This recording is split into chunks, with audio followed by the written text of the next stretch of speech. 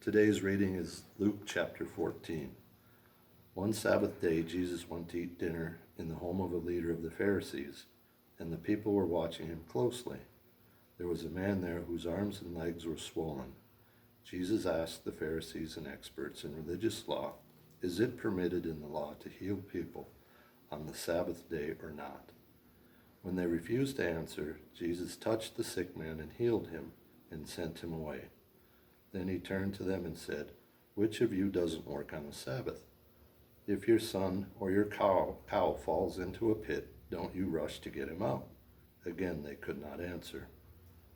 When Jesus noticed that all who had come to the dinner were trying to sit in the seats of honor near the head of the table, he gave them this advice.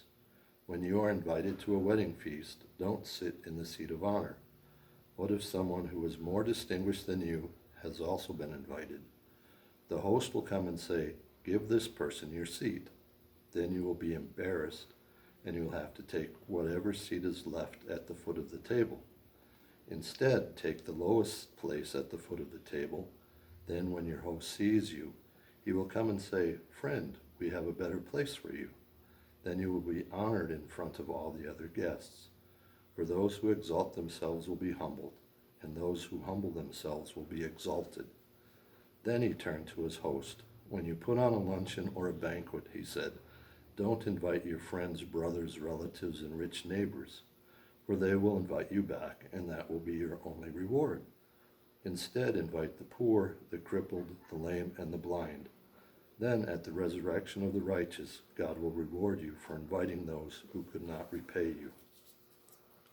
Hearing this, a man sitting at the table with Jesus exclaimed, What a blessing it will be to attend a banquet in the kingdom of God." Jesus replied with this story. A man prepared a great feast and sent out many invitations. When the banquet was ready, he sent his servant to tell the guests, "Come, the banquet is ready." But they all began making excuses. One said they had just bought a field and must inspect it. "Please excuse us." Another said, "I have just bought 5 pairs of oxen and I want to try them out. Please excuse me." Another said, "I just got married, so I can't come." The servant returned and told his master what they had said. His master was furious and said, "Go quickly into the streets and alleys of the town and invite the poor, the crippled, the blind, and the lame." After the servant had done this, he reported, "There is still room for more." So his master said, "Go out into the country lanes and behind the hedges and urge anyone you can find, so that the house will be full. For none of those I first invited will get even the smallest taste of my banquet." A large crowd was following Jesus. He turned around and said to them, "If you want to be my disciple, you must by comparison hate everyone else.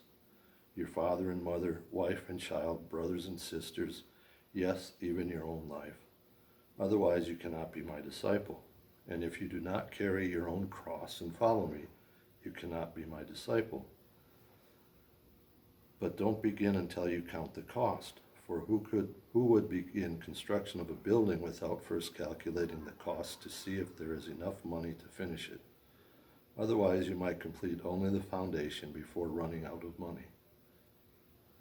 They would say, "There's the person who started that building and couldn't afford to finish it."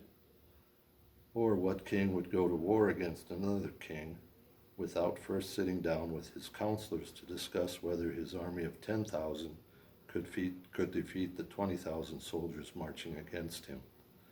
And if he can't, he will send a delegation to discuss terms of peace while the enemy is still far away.